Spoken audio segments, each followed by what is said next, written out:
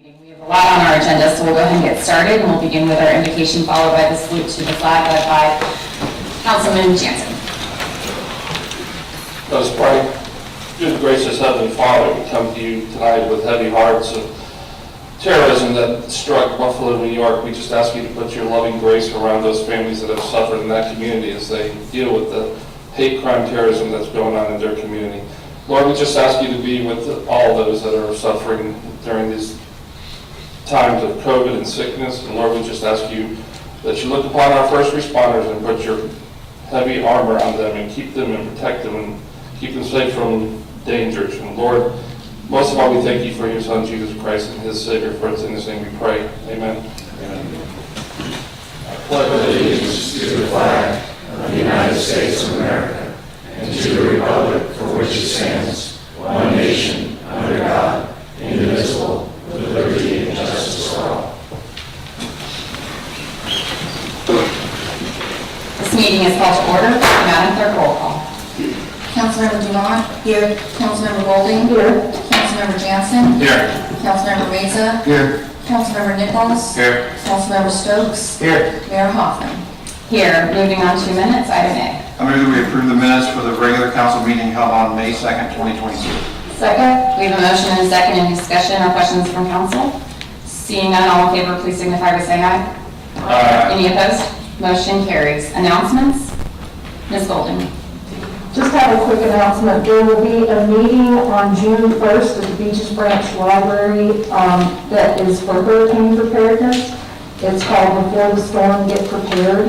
And our Fire Marshal, Steve Schott, who is our Emergency Operations representative, he will be participating in that meeting along with a Neptune Beach representative and a Atlantic Beach representative, and there will also be a insurance representative talking about insurance preparedness for hurricane season. That will be June 1st, 7 o'clock, Beaches Branch Library, and encourage anybody to go. It should be a good meeting. Thank you, Ms. Dumont. Thank you.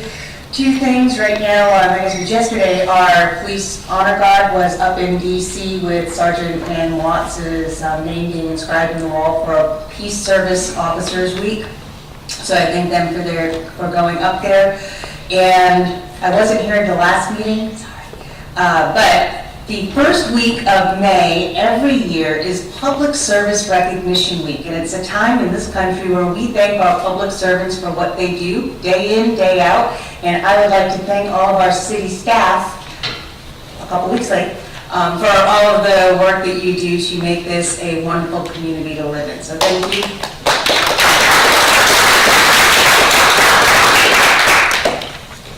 Any other announcements from council?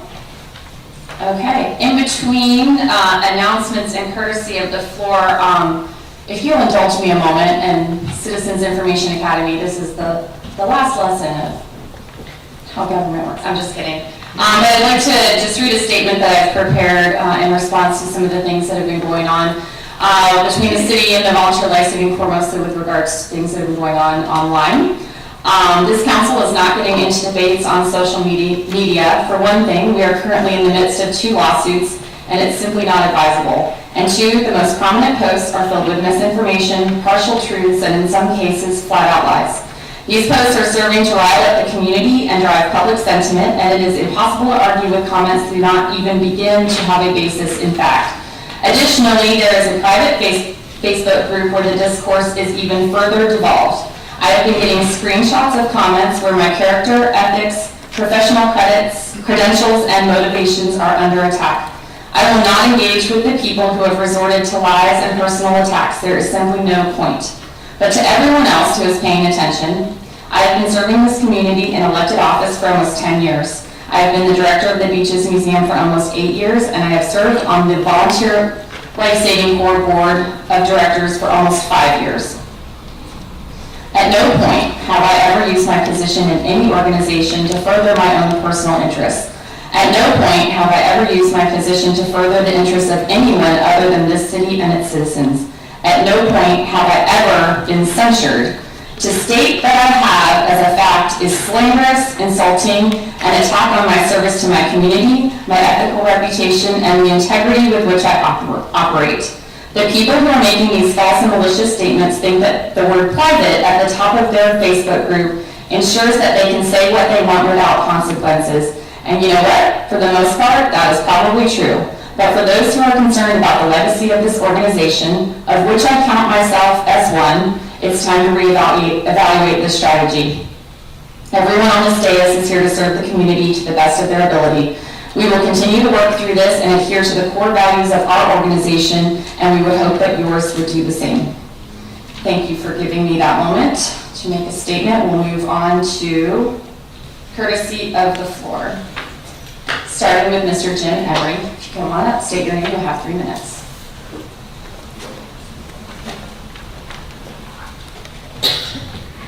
Thank you, Mayor Hoffman.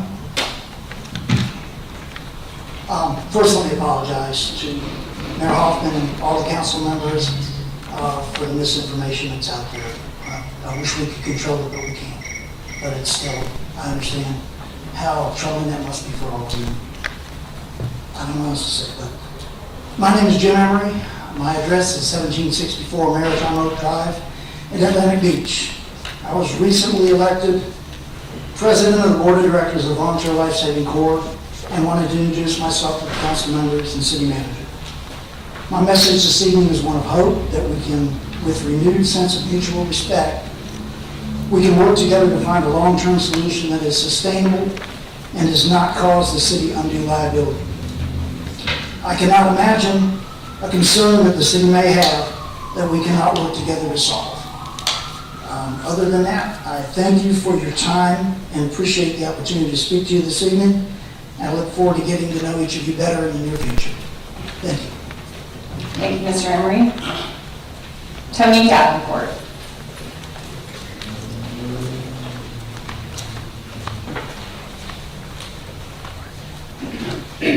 My name is Tony Davenport. I live at 55 Colwood Road. I've communicated with the mayor, Ms. Golden, the city manager, Public Works, Building Department regarding flooding in my home. The flooding began as soon as houses were built behind me in a flood zone. I asked for a meeting with the city manager and it was denied. He decided to speak with the building department and Public Works and then tell me there's nothing he can do about it, that the problem is caused by my neighbor to the west. I know for a fact that no one looked at the properties in question. One city employee come out and tried to look at my neighbor's property on the west, but was not able to do so. I've asked over and over for some relief from the flooding. I've even accused George Knight, David Butler, of basically falsifying the report to the city manager because I believe strongly they did not do the proper due diligence in reviewing the plans, the 3 houses built behind my property, and that they did not do proper inspections to ensure that the elevations of the new homes would not have an impact on other properties. I've yet to hear back from the city manager. I've asked over and over. I am to the point now, I am seeking legal counsel to file the 3rd lawsuit against the city. I don't understand how you can raise a property elevation to 7.5 for swimming pools and a property directly behind it is the elevation of 4.8. So I'm asking the city council, the mayor, to look at the facts. Water always runs downhill. I think the department heads put a lot of effort into supporting the city manager. But there's a lot of things not happening. I have a property on 14th Avenue. It's adjacent to 4th Street. Work has been going on for several months, and it's totally out of service. There's been no workmen on that street for 3 months. I'm bringing this to the attention of the city council, And as of today, tomorrow, I will be looking for legal counsel to file suit against the city. Thank you. Mr. Davenport, what's your address for the property? 55 Tallwood Road. Thank you. Thank you, Mr. Davenport. Chuck McHugh.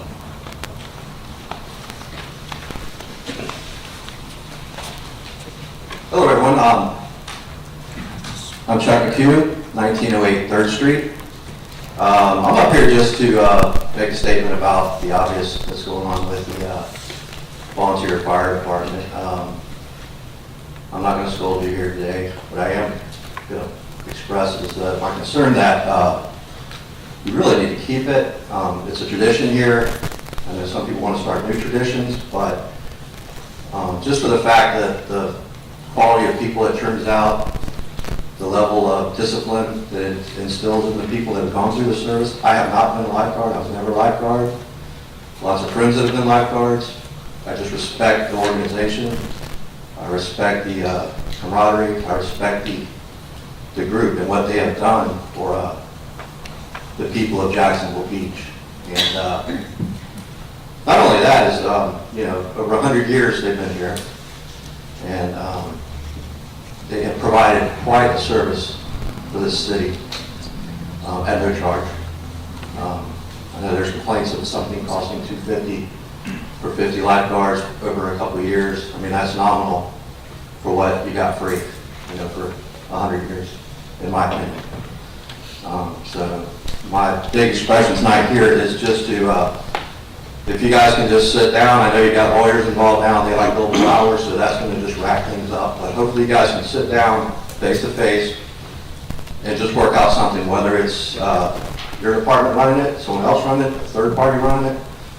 But I just would like to see that institution stay at this beach in Jacksonville Beach.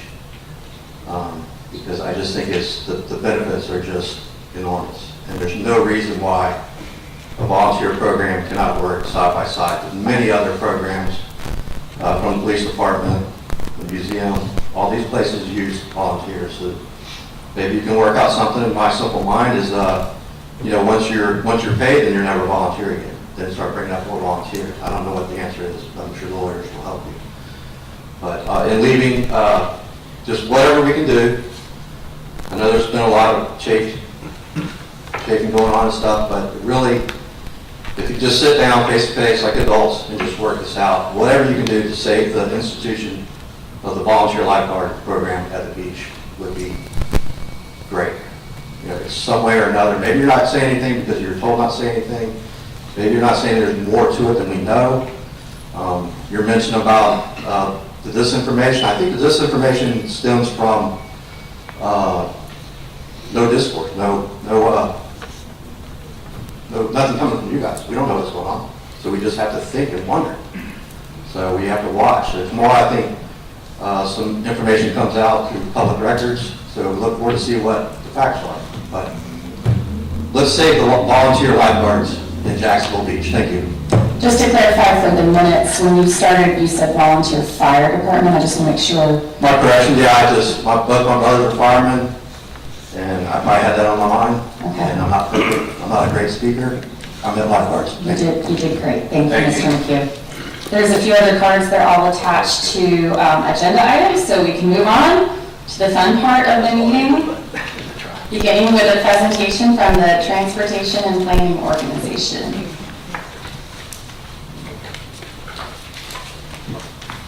Good evening.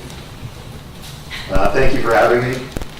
I'm Clark Letter. I'm the Director of Planning and Analytics at the North Florida Transportation Planning Organization. And tonight I will be presenting a section of our Transportation Improvement Program. So this program involves all of the state-maintained roadways, bike paths, trails in our four-county jurisdiction, which is Duval, Nassau, Clay County, and St. Johns County. So we will just present a subset of these projects relevant to the beaches community.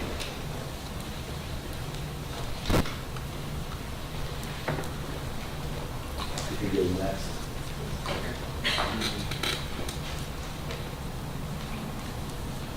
So this is a 5-year work program, so this mirrors the DOT, Florida Department of Transportation's 5-year work program as well. All of the improvements that they make on state roadways have to be approved by our board. I should mention that Mayor Elaine Brown from Neptune Beach represents the beaches community on our board. This is a subsection of our long-range plan, which is a 20-year forecast. We've been making our rounds to many of the communities in our jurisdiction. We've already made presentations at Atlantic Beach and Neptune Beach, and so this is the final of our beaches tour, as I would call it.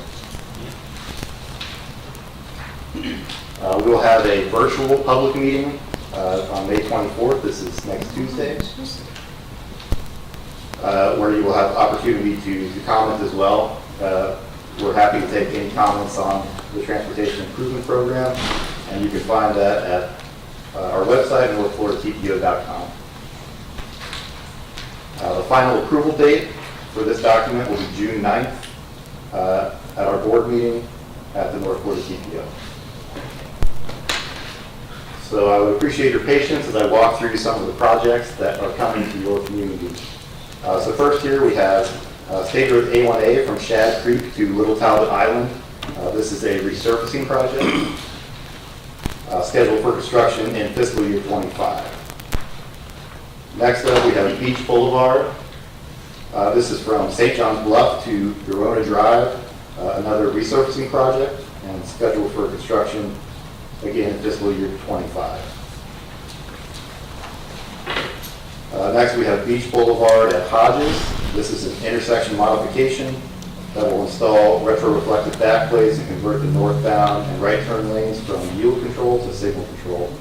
And this is scheduled for construction in fiscal year 23. Next, we have Beach Boulevard from Linden Avenue to Marion Road. This is a traffic signal update and scheduled for construction in fiscal year 26. Next, I have Beach Boulevard from Cedar Swamp Creek to Brogham Avenue. This is a drainage and retention project scheduled for design build in fiscal year 23.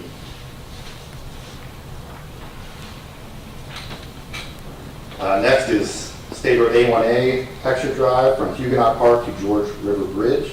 This is a bike path and trail scheduled for construction in fiscal year 26. Next, we have JTB Intercoastal Waterway Bridge. This is a bridge repair / rehab scheduled for construction in fiscal year 23. Next is Beach Boulevard from 12th Street to A1A. This is a resurfacing project scheduled for construction in fiscal year 24. Next, we have State Road A1A from Atlantic to 7th Street. This is a resurfacing job scheduled for construction in fiscal year 25. Next is Atlantic Boulevard from Kernan Overpass to Mayport Road, another resurfacing project scheduled for construction in fiscal year 24. Next, JTB Intercoastal Waterway Bridge. From Intercoastal Waterway Bridge to State Road A1A, a resurfacing project for construction in 24. Then Beach Boulevard from Beach Plaza to 3rd Street, A1A. This is an intersection modification for construction in 24. And that is the list of projects that I have. I would be happy to take any questions. If I can't answer them, I would be happy to relay those questions to DOT to provide a response. Did everybody get those dates? You're going to need to make your travel plans accordingly. So think ahead to 2023. Mr. Mesa. Question, on the previous slide from with JTB, does that include the exit marshaling? Or is it just the actual boulevard? Notes here, it says including general resurfacing, service road and intersections included. Upgrade guardrails, cannot accommodate bike lanes. no bike lanes on the service road either, but provide headlighting at 3 intersections. Thank you. Thank you, that was a great question. Mr. Nichols? Well, Clark, nice to meet you in person. You were talking earlier about the larger resurfacing projects on JTB and Beach Boulevard, and can you convey to the DOT that we'd like to try to get them let with a decent amount of gap between them so both roads aren't under construction at the same time, especially the milling and resurfacing portion of it where they're going to have to shut down lanes.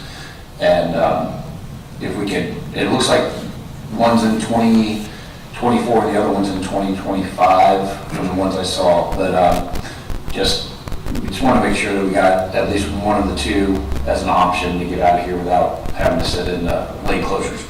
The other questions, I know we talked about complete streets in the past. Do you have any update on that? Were we able to tie in with Neptune Beach and Atlantic Beach in that process to potentially get A1A converted to complete streets so it can be more bicycle and pedestrian friendly?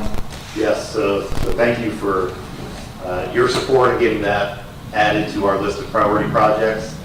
So every year, for context, we ask for input from our partner counties to provide a list of priority projects. So one of those was the project you mentioned with the complete streets effort. We were able to include all the beaches communities in that, so it extends all the way down to St. Johns County line. Fantastic. Thank you very much. Can you just spend a second, either one of you, just since we have a big audience here, maybe talking about what that's going to look like as far as A1A is concerned? Well, we don't have a full project scope for it yet, but in general, the Complete Streets concepts focus on improving the experience and safety of pedestrians and vulnerable road users such as pedestrians, bicyclists. So that's the real focus, is to improve safety and walking conditions, biking conditions. And typically, my understanding is it does potentially reduce the width of travel lanes, which does reduce the potential of speed. It becomes people feel comfortable driving at slower speeds in those areas.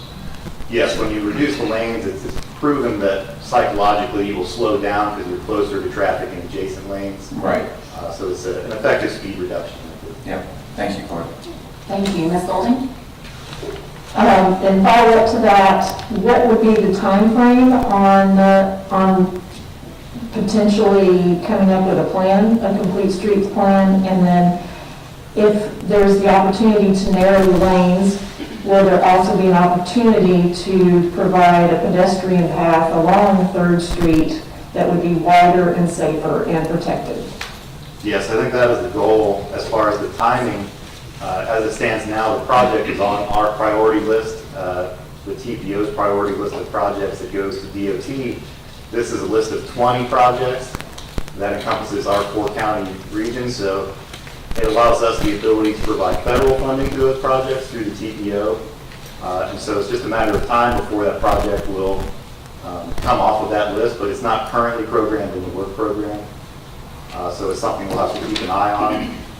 And there are methods to, I'll say, accelerate that process. One of those is the TPO every year solicits input for studies. These are high-level planning studies that can kind of help flesh out those ideas to give to DOT that can help accelerate that process. So I would suggest through our TPO board and committees, you have the opportunities to submit those study requests that can help accelerate that process. If there's anything else that we can do from a city perspective, writing letters or anything, please let us know so we can contact DPO or FDOT. And then also, I know there's a lot of infrastructure funding coming.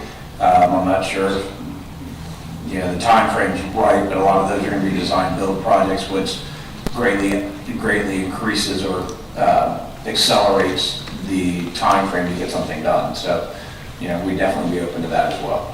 But I definitely want to get community input on all the cool things that Complete Streets brings to the community. Thank you. Anybody else? Thank you so much. We appreciate it. Thank you very much.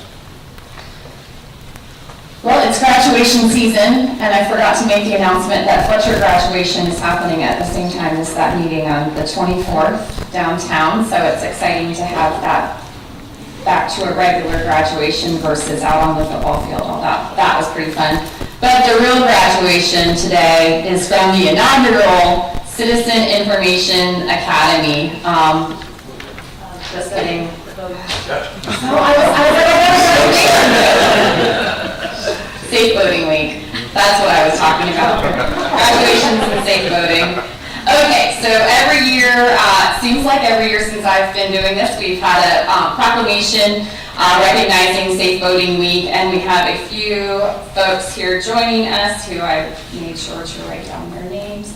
The United States Coast Guard Auxiliary Flotilla 1404, including Flotilla Vice Commander Elizabeth Filippelli. Hopefully I said that. Did I get it? And Flotilla Staff Officers Heath Brockwell and Andy Koenig. Thank you so much for being here. Come on up. I'm going to read the proclamation from here. Okay. I'll read the proclamation, and if you want to say a few words, you're welcome to.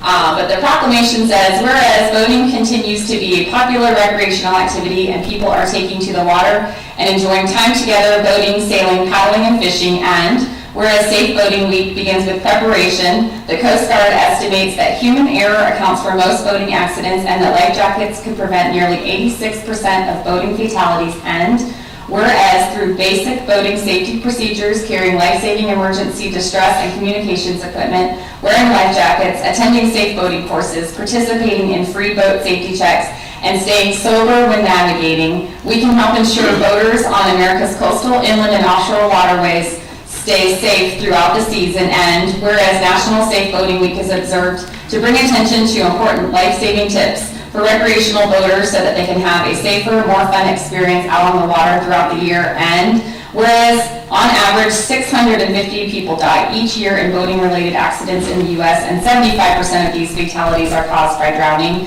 And whereas the vast majority of these accidents are caused by human error or poor judgment and not by the boat, equipment, or environmental factors. And whereas a significant number of boaters who lose their lives by drowning each year would be alive today had they worn their life jackets. Now, therefore, I, Christine H. Hoffman, Mayor of the City of Jacksonville Beach, do hereby support the goals of the Safe Boating Campaign and proclaim May 21st through 27th, 2022 as National Safe Boating Week and the start of the year-round effort to promote safe boating, and urge all of those who boat to practice safe boating habits and to wear a life jacket at all times while boating.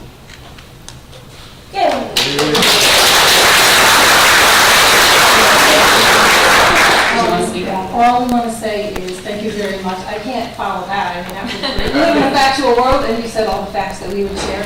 Just that our flotilla does offer free boating classes, and the motto for this is wear it. So if you don't remember anything, just remember wear it, and we really appreciate that you would. If you need any information, you can contact any of us right here in Jacksonville.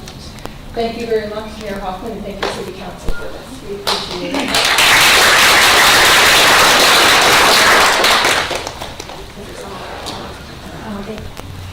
Did your camera angle too? We kind of prepared, right? We did, I swear. We got it. You can probably hand it Get to it Ms. there. Ira Yeah. here. Thank you. Who's on first?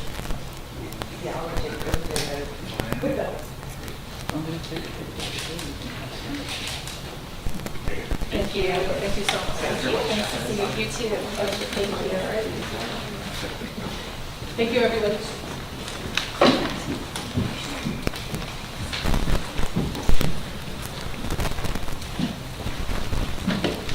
Can we rewind the tape and play my graduation joke again? Okay, we'll try this again. We had our first ever Citizen Information Academy. This was something that our city manager brought to the city, and it took a few years to get it organized and put together. And the very first year, we wanted to open it to kind of some internal constituencies. So we had elected officials, members of our staff, as well as some members of our citizen boards. You guys were our test audience. You did a great job. You filled out our surveys and were patient as we worked through some things. and I think it'll just make the subsequent years better and better. I wanted to, and just so you know, the Citizen Information Academy was an opportunity to give our citizens an in-depth look at how the city operates, and it was modeled partially after our very successful Citizens Police Academy. So I think all in all, it was a great success with a few little tweaks that we will do, like I said, to continue to make things better. I wanted to give a big special thanks to our city clerk's office, who put it all together, and they went above and beyond, and they made it really special. We had great dinners each. Yeah, we can. Little games, and the little prize wheel was so cute. And they kept, the communication was at the perfect level, and I think you guys just did a really great job organizing, especially for the first year. And to the department heads and the city staff who came out and presented, gosh, especially, I gotta say, Phil Brown there, he did, you know, considering what he has to work with, probably the best tour that he could have done, and he did a great job. So it was great to see the members of the class interacting with our staff as well. And then also to the local businesses that supported us. We had all local restaurants catered, and I think there's a Grammy-worthy swag bag about to come to all of our participants. So we'll go ahead and turn it over to Sherry and Jody Lynn to get the graduation, to commence the commencement. There we go. Got it. Okay, ready, Jody? Yes, ma'am. Ellen Mosley. Oh, and come up and get your bag and sit back down, and then we'll get everybody up for a picture. Or we'll do also a one-on-one picture. This is whatever you want to do. This continues to be the beta class. Decision made. Aileen Bailey. Angela Boraski.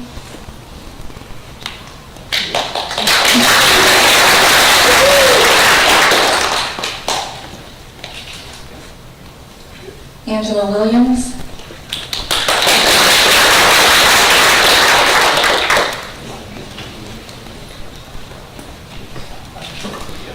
Ann Moody.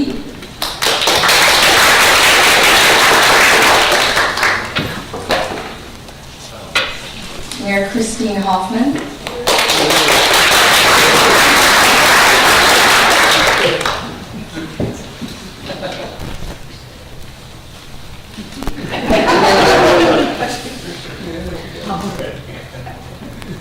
Thank you. Dave Wilt. Georgette Dumont.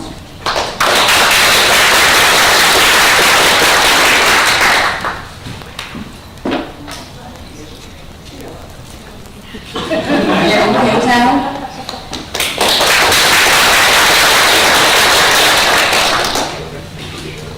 James Sorrell.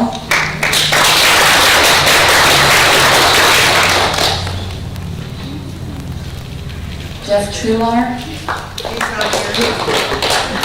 Joan Bird.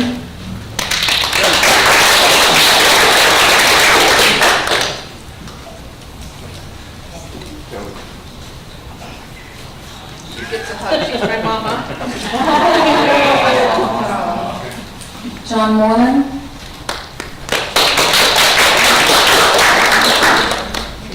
Lauren Loria.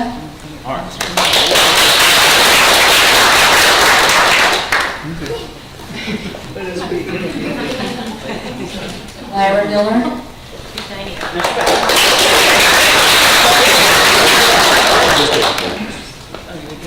Margaret Warren. You want your feet? Margaret Warren.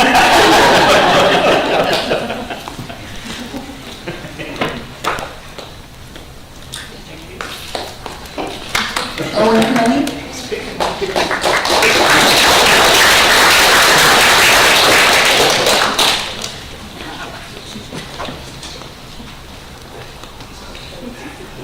Sandy Golding.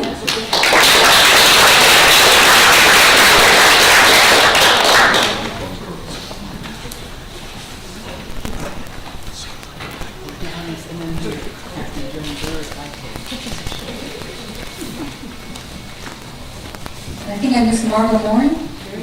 Yes.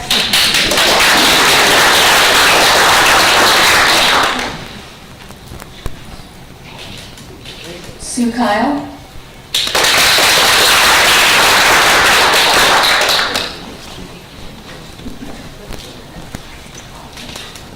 Travis Vargo.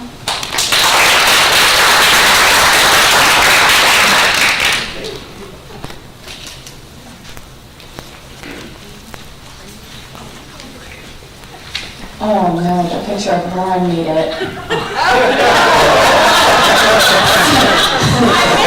If you're not sure who Lauren is, she's the one who's calling it right now. So you can see some of the hands-on activities that we participated in, and it was a really, really great experience. And you guys all did a great job attending regularly, and especially that first meeting where the AC was not working to start, and then it went, well, you know, you guys were very patient, and we really appreciate all your feedback. So I think we want to get a group picture if you guys want to come up here in front of the dais, and Jacob will take a picture.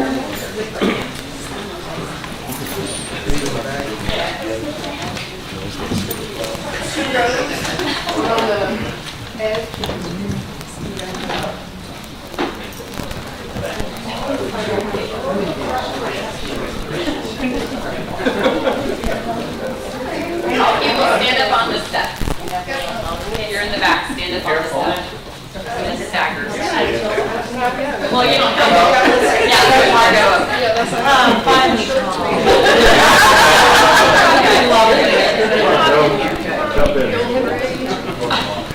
All right, if you can't see me, I can't see you.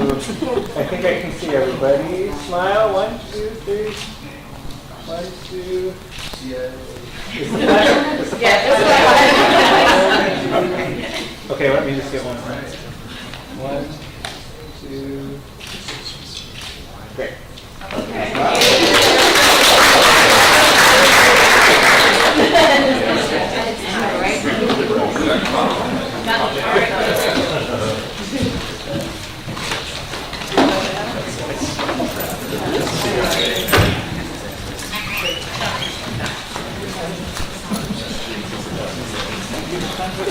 Okay, let's start our meeting. Great. You got, no, so much more information. Next year, graduation is at the end of the meeting. All right, we're moving on. Monthly financial reports, Ms. Gossett. Good evening, Mayor and Council. Ashley Gossett, CFO. Before you tonight, you have the monthly financials for the month of April, which represents 7 months of activity in the year, and I'm available if you have any questions. Thank you. A motion? I move that we accept the monthly financial reports for the month of April 2022. Second. We have a motion and a second. Any questions or comments from council? Seeing none, Madam Clerk, roll call. Councilmember Dumont. Yes. Councilmember Golden. Yes. Councilmember Jansen. Yes. Councilmember Meza. Yes. Councilmember Nichols. Yes. Councilmember Stokes. Yes. Mayor Hoffman. Yes, motion carries. Item B, just take them one at a time.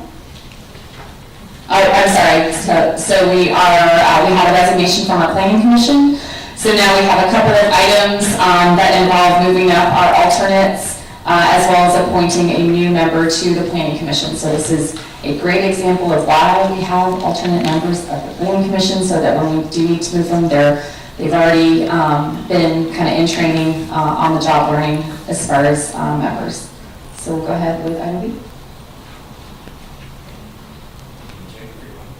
No, I think we can go ahead and go ahead and do it, yeah. I move we appoint Justin Lerman to fill the vacant, unexpired regular member term on the planning commission with a term expiring date of December 31st, 2024. Second. We have a motion and a second. Any discussion, questions, or comments from council? Seeing none, Madam Clerk, roll call. Councilmember Golding. Yes. Councilmember Jansen. Yes. Councilmember Meza. Yes. Councilmember Nichols. Yes. Councilmember Stokes. Yes. Councilmember Dumont. Yes. Mayor Hoffman. Yes, motion carries. Next item. I move that we appoint Emily Stouffer to fill the unexpired first alternate term on the planning commission with a term expiring date of December 31st, 2024. Second. We have a motion and a second. Any discussion from council? Madam Clerk, roll call. Councilmember Jansen, Yes. Councilmember Meza, Yes. Councilmember Nichols, Yes. Councilmember Stokes, Yes. Councilmember Dumont, Yes. Councilmember Golding, Yes. Mayor Hoffman. Yes, motion carries. So the next item will require a nomination of a new member. We did do a whole slew of interviews last fall. Planning Commission was by far the most popular selection for what people were looking at to, as their top choice for what board they'd like to sit on. So we have 10 applications to consider. So what I'll do now is open the floor for nominations, and we will list each name that gets nominated, and then at the end, we will vote and see who we want to appoint for that open spot. I'm sorry, I did not see whose light came on first, but we'll go with Mr. Jansen. I nominate Nicholas Andrews. Mr. Ms. Golding. I was going to nominate Mr. Andrews. Okay. Any other nominations from the floor? Nomination is closed. So there's only one nomination, so we'll go ahead and take a roll call vote to approve Mr. Andrews as to fill that vacancy on the Planning Commission. Madam Clerk, roll call. Councilmember Meza, Yes. Councilmember Nichols, Yes. Councilmember Stokes, Yes.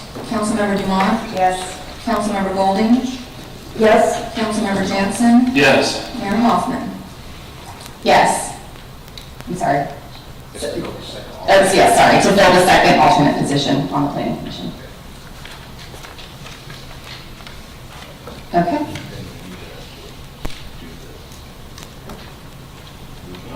No, there was only one nomination, but I don't even think we needed to do a motion.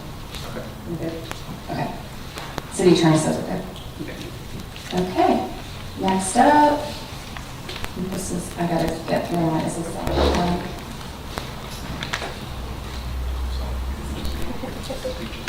Mr. President, would you like to make a presentation while I get to this page on my agenda? Alan Putnam, Director of Beaches Energy. Some other city departments have always come to you with the same request. Due to the chip shortages, we're seeing supply chains push out 24, 25 for new vehicles. So Altec's willing to allow us to order early before the fiscal year hits, and we're asking permission to do so. This is for two large trucks. They've been in service for more than 7 years. They've got a lot of mileage on them, a lot of wear and tear. We're asking for permission to purchase them early, or at least put in the order early. That's all I have. Thank you. On motion? I move that we approve the advanced purchase of two vehicles budgeted in fiscal year 2023, a current capital improvement plan for Beaches Energy Services. Second? We have a motion and a second. Mr. Mesa? It's more of a comment. I just do appreciate the proactiveness that some of the department heads are doing with the purchasing of the vehicles, and so hopefully, I do appreciate it. That's all. Thank you. Thank you. Any other comments? I think if you couldn't hear him in the back, municipalities are not avoiding the impact of supply chain issues, so we're really having to start looking really even further ahead. You saw the presentation from the TPO. We're not looking at things in the immediate future all the time. We're looking, years and years ahead of time, and this is forcing us to do that even more so with our equipment. So appreciate as well the proactiveness here. Seeing no other comments, Madam Clerk, roll call. Councilmember Nichols, Yes. Councilmember Stokes, Yes. Councilmember Dumont, Yes. Councilmember Golding, Yes. Councilmember Jansen, Yes. Councilmember Meza, Yes. Mayor Hoffman. Yes, motion carries. Item D, Mr. Putnam. Alan Putnam, Director of Beaches Energy, once more. We joined Florida Gas Utility in 2019, and this allowed us, we pay a monthly fee to join in there, and through that relationship, we're allowed to buy our natural gas supply through them. We used to supply it through a bid process through TECO. This opportunity came up back in 2019 before we had the opportunity to cancel. I've looked at this opportunity. It's very similar to how we buy power through FMPA. It's a joint action agency. There's no markup for the cost of gas, just like there's no markup through FMPA for the cost of energy. So based on an analysis, this would save us, in the last year alone, it would have saved us over $80,000 in our gas supply. It also allows us to eliminate a consulting agreement with TECO, which costs us another $18,000. So it would effectively eliminate $100,000 from our budget. And it would provide us with a lower cost of gas for our, to serve our customers. So that's what we're asking for. Thank you. And a motion? I move that we approve the purchase of natural gas supply from Florida Gas Utility and declare Florida Gas Utility the sole source supplier for the city's natural gas utility. Second. We have a motion and a second. Any questions from the council? Seeing none, Madam Clerk, roll call. Councilmember Stokes? Yes. Councilmember Dumont? Yes. Councilmember Golden? Yes. Councilmember Jansen? Yes. Councilmember Mesa? Yes. Councilmember Nichols? Yes. Mayor Hoffman? Yes, motion carries. Mr. Barron, item E.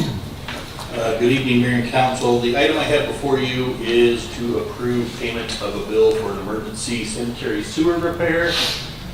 We had a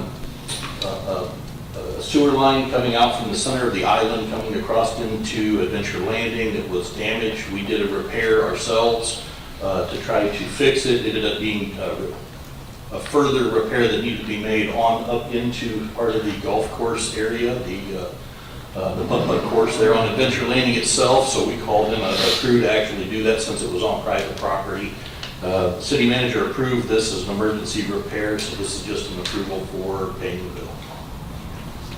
Thank you. And a motion? I move that we approve the emergency sanitary sewer repair to be completed by G&H Underground for an amount not to exceed $37,664. Second.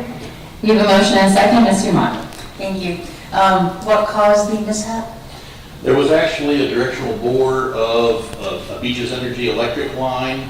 The line that was coming across Beach Boulevard, we were not aware that it was in the area because it was supposed to connect two manholes and there was not a second manhole.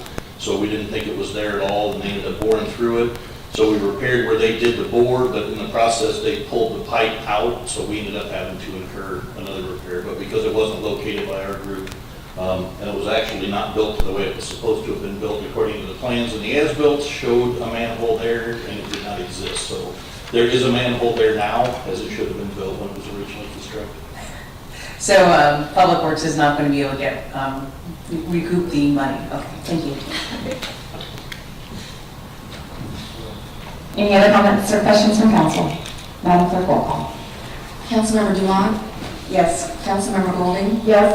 Councilmember Jansen? Yes. Councilmember Mesa? Yes. Councilmember Nichols? Yes. Councilmember Stokes? Yes. Mayor Hoffman? Yes, motion carries. I'm really sad the CIA graduates are left before this one because they actually saw these. So Dennis Barron again, Director of Public Works. This is actually for a purchase or a repair at the Pollution Control Plant, PCP. Each one of the sequential batch processors has 4 mixers, which actually help move the wastewater throughout the processes. One of those mixers has had a failure and we need to replace it. There's a substantial lead time because it's got to come in from Europe to order it and then to get it here. So that this is actually approving to purchase one and approving to order a second so that we don't have substantial downtime, because this does take 25% of our plant out while we're waiting. So. Thank you. And a motion? I move that we approve the emergency purchase of 2 sequential batch processors, mixers for the pollution control plant from Carter and Verplank in the amount of $57,334 and declare Carter and Verplank as a sole source provider for future purchases. Second. We have a motion and a second. Any questions from council? Seeing none, Madam Clerk, roll call.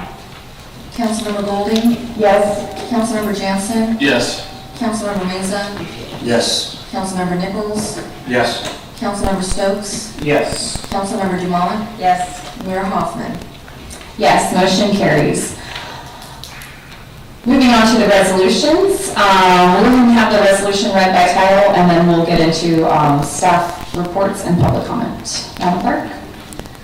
A resolution of the City of Jacksonville Beach, Florida, approving applications and honorary street name designations, sign locations for fallen wartime military veterans under the honorary street name designation policy, authorizing sign installation, providing for adoption of recitals, repeal of prior inconsistent resolutions and council decisions, severability, and an effective date. Thank you. Would you like to make a staff presentation?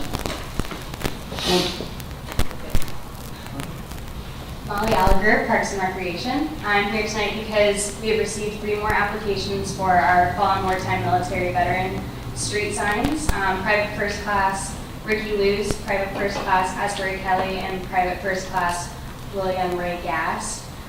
Staff has reviewed the applications and believe that everything is true, and we've brought these to you to approve tonight, and if they are approved, we plan to have the signs installed prior to Memorial Day weekend. Thank you. We have a couple of speaker cards, and then we'll make the motion and have an opportunity for council to comment. First up, Mr. Lenny Jevick. Excuse me, Mayor. Yes. We have Kelsey McClanahan here. He's Ricky Luce's nephew-in-law. Okay. Can he speak first, please? Certainly. Thank you very much. Kelsey McClanahan. If you come up and state your name and address, you have 3 minutes to address the council. Hi, my name is Kelsey McClanahan. I live at 9809 Tiffany Avenue in Jacksonville. I'm here to representing my wife and his sister, my mother-in-law, and several other family members who live here in the area. It's about Richmond Ross Luce. He was known as Ricky. He was born in June 22nd, 1948, and killed in Vietnam on May 29th, 1967. He joined the Army right after high school, and he wasn't drafted, he actually joined, and he wanted to serve his country. He is the, I don't know if distinction is the right word, but he was the first serviceman killed from the beaches in the Vietnam War. And as I said before, he has in this area many relatives and families that live here to this day. My mother-in-law, she talks about him all the time. He's buried in the cemetery right up beach there, right before you get to the intercoastal waterway. He was a surfer and an artist, and a lot of people in the community who, he graduated from Fletcher High School, a lot of people in the community still remember him to this day. That's all I have to say. Thank you for your time. Thank you. Thank you. Mr. Jevick, did you want to take your time? Yes, please. All right. Kept it 3 minutes for you, Mayor. You know the drill. Yes. Lenny Jevick, 239 Seminole Road, Atlantic Beach. On the beach's Veterans Memorial Park historian. I submitted nominations. And before that, I'd like to invite everyone to the Memorial Day ceremony that be held at Beaches Veterans Memorial Park, May the 30th at 9 a.m. Please come out. It's a nice time to honor all of those that paid the ultimate sacrifice during our wartime. It's only fitting as we approach Memorial Day, we recognize 3 local heroes that made the ultimate sacrifice in support of our country.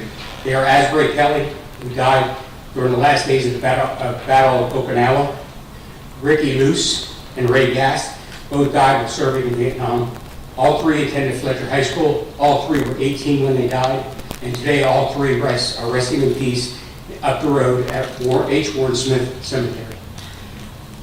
We have one of Ricky Luce's classmates, Linda Fitzmar, with us. Thank you for coming out, Linda. And also Ricky's niece and her husband. Thank you, Mayor Hoffman and City Council members, for making sure they are never forgotten and that each of them are more than just a name on the wall. Thank you. Thank you, Mr. Jevick. And I appreciate that, but thank you for making sure that their stories are not forgotten. I know you are putting a lot of great personal time into this, and we all appreciate that, so thank you. And thank you to our Parks and Rec staff who are working with you to provide this honor. Can we get a motion?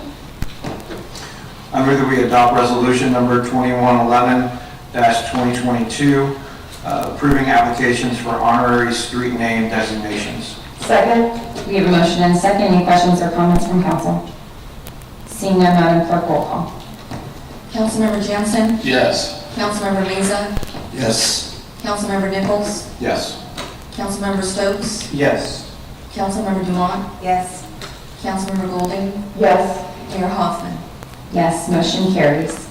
Resolution B, Madam Clerk, will you read by title only? A resolution of the City of Jacksonville Beach, Florida, to close a portion of a certain described city right-of-way, providing adoption of recitals and legislative findings and intent, notice of public hearing to consider right-of-way vacation, implementation of administrative actions, savings clause, Scrivener's errors, repeal of prior inconsistent resolutions, severability, and an effective date. Thank you. We'll go ahead and do the staff presentation and the speaker cards. Ms. Iron, if you want to get us started. Good evening, Mayor and Council. Heather Ireland, Planning and Development Director. So we discussed this potential project and potential request back with you, I believe it was November of 2021. The request before you is for the abandoned lot that's located, you can see on the screen, just south of Gonzalez Park. We received an application for the vacation of right-of-way in relation to a proposed 38-unit townhouse project. The reason that the applicants are requesting the vacation of right-of-way, it comes down to two reasons. The way they designed their project is not consistent with some of our local codes and policies, specifically a corner site visibility triangle at the 4th Street intersections, and also the provision of a 10-foot Beaches Energy utility easement that's required to be on private property. The applicant's proposed solution to fix that problem was to request that the city vacate 10 feet on both the north and south sides of the entire city block in order to be in compliance with both the Land Development Code and that internal Beaches Energy policy. So the process for this application is that it is submitted to staff and routed to the different departments for review based on some criteria that have been established for right-of-way abandonment applications. It was reviewed by the Planning Department, Public Works, Beaches Energy, Fire Marshal, and Police. Planning Department, Fire Marshal, and Police did not have any comments or recommendations. However, Public Works has some comments that are issued in a separate staff memo from Director Barron to the city manager on, I believe it was March 24th. That should be in your agenda packet as well. Recommending disapproval of the application for the reasons stated in the memo. And again, Mr. Barron is here if you have questions of him on his analysis and response. And then also Beaches Energy is also recommending disapproval of the application for similar reasons as in Public Works' report. The process for this is outlined in a resolution from 1996, and it states in section 1 of that application, or that resolution, that streets and alleyways will not be abandoned unless the city council determines that there is an overwhelming public interest that will be served if the right-of-way is turned over to private ownership. This slide up here on the screen is a depiction of their proposed site plan showing the 38-unit townhouse project, and the highlighted area are the areas that they are requesting the vacation of 10 feet of right-of-way on either side of the block. So I'm happy to answer any questions. I know the applicant is here. They'd like to provide you with some additional information. And again, Mr. Barron and Mr. Putnam still here, I think, maybe, to answer any questions that you might have on their response. Thank you. Mr. Jansen, I was going to go ahead and have courtesy of the floor and then, or the public comment and then a motion, if that's okay. Okay, go ahead. The required 20-foot corner site visibility triangles, was that, I thought we addressed that at the last time we had this in front of council. It's still a requirement in the Land Development Code for any corner or street intersection that there's a 20-foot clear site visibility triangle. It's also a DOT standard as well, in addition to being on our local code. Okay, we'll go ahead and start with public comment, and then we'll get a motion on the floor, starting with Mr. Zach Miller. Come on up, name and address, and you have 3 minutes to address council. It's all right. Mr. Spock would like to go first, then me and Mr. Kennedy. Sounds good to me. Thank you. Do I have a card? Yes. Alex Spackus, 340 8th Street, Atlantic Beach, Florida. So we've been working on this project for about 2.5 years, had a lot of meetings with staff, and we came we feel that we came up with this plan basically with staff, on a plan that would work with a great project for Jacksonville Beach and fit within the city's development. So like I said, we're working on this about 2.5 years. Our options, we're doing typical townhomes, which have driveways. You'd have 8 driveways on each side of the block, and we've gotten some pushback in the past on that specific instance. So we came up with this new plan, urban infill townhomes we've done all over Florida, where you have internal driveways, which provides the public benefit of not having all the driveways, cars backing out in the street. We also came up with a way to add 26 public parking spaces, which is a huge public benefit. And just doing a development overall that is less dense than what the property is zoned for. This is actually, on the comp plan, this property is up to 40 units an acre, which would be a 57-unit apartment complex. So all things considered, we came up with this current plan of these 38 townhomes. We actually submitted this through the city about in August of last year, and all the departments got to comment on it. Public Works actually commented specifically on 2 things. One of them being the site triangles, and we actually fixed the site plan. The current site plan does not need the 10-foot vacation in order to meet the site triangle. That was prior to us removing 2 units, which was part of those August comments from Public Works. So to our knowledge, we are not using that 10-foot vacation to meet any requirements of it. It's purely because that Beaches Energy feels that the 10 feet of utility easement needs to be on private property, not public property, and that's why we need that 10 feet. We're not using that for anything, not to meet site triangle, not to meet impervious surface. It's just because the Beaches Energy feels that 10 feet, that the utilities should be on private property, not in the public right of way. If there are going to be some utility movements that have to happen, which we are going to bear the cost for. The area is actually really congested right now with utilities, and we feel that our solution actually improves on that congestion of utilities. And the backup option to this project, which we have gone over and over with the city, would be that we don't need the right of way to do 57 apartment unit as the comp plan is designated at 40 units an acre. So we'd rather not do that. We think this is a better project for Jacksonville Beach with public parking and not having the driveways in the streets. A great amenity on a fee simple townhome project.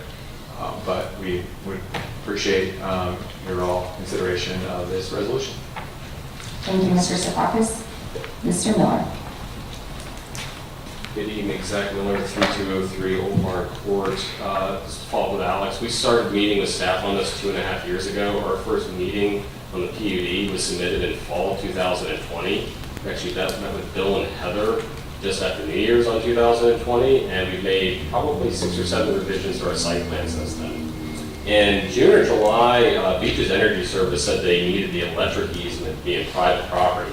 So we asked to see the policy. On the handout that I've given you, and I apologize, I don't have the color print, for installing, maintaining, replacing Beaches Energy Service facilities for ingress and egress. We agree, if there's any utilities on our property, we have to grant an easement. There's nothing in this policy that says it cannot be in right of way. That said, that's the rule, we're abiding by it. That said, we're abiding by the site triangle rule. We do not need the 10 feet to comply with the site triangle. If we didn't have the 10 feet, we would still comply with the triangle, we would still comply with the land development code. We had a meeting with Public Works and with Beaches Energy Service in July. And there was an email from Mr. Putnam that's saying that, yeah, it wasn't a policy, it was past practices that requires it to be on private property.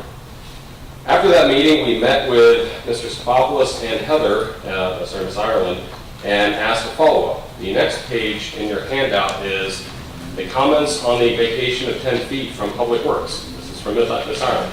The main concerns of staff with the proposed site plan, even with its extra 10 feet, is the site visibility and the transformer location. There's nothing in there about utility location or congestions at all. This was in August of last year. We fixed the site triangle issue and we moved the transformers.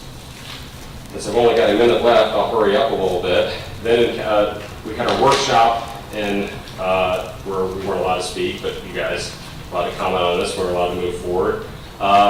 We did not get the memo or the staff report on this at all. In fact, I had to go find it myself. It turns out that 6 weeks ago, the Public Works staff report was written. Even though we filed this in February, we just saw it last Thursday. I've only got 37 seconds left. The last item in the packet I've handed out to you is actually the ordinance from 1998. It's the last road vacation. This was the complete vacation of 20th Avenue South next to 2nd Avenue South. No, that was my grandfather's property. The only public benefit listed in there was to allow for development of homes. That's it. That's all that's listed. For us, we've got the 26 parking spaces. We're going to put in the HOA documents that there's only a time limit for residents and their guests. 38 townhouses versus 55 apartments. We're going to be able to relocate the AT&T and the Comcast lines. We're going to do a vaulted drainage system. And oh, by the way, there's a legally placed guy wire that's holding up the high transmission lines that's on our property. We'll give up on that lawsuit. Thank you. Thank you, Mr. Miller. Mr. Kennedy. Kennedy.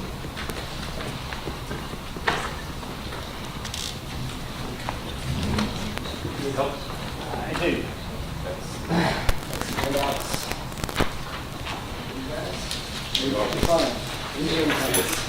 Hold my banner. If you can.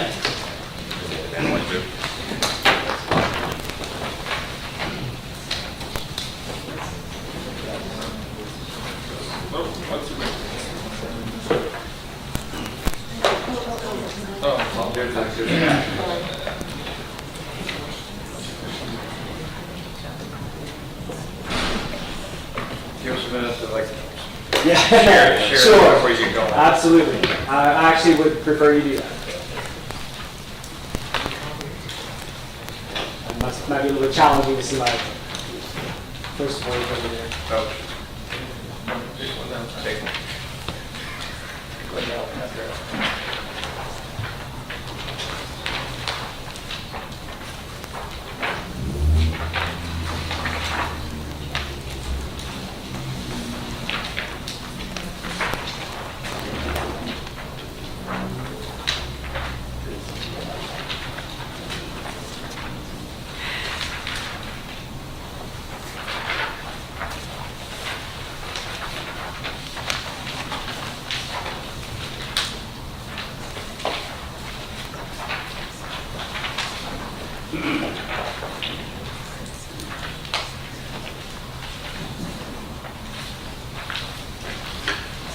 Recently entries and 2 documents.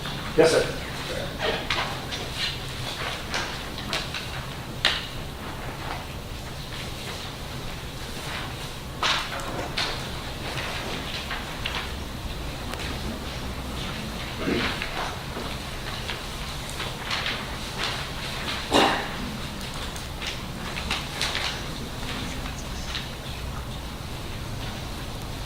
Everybody ready?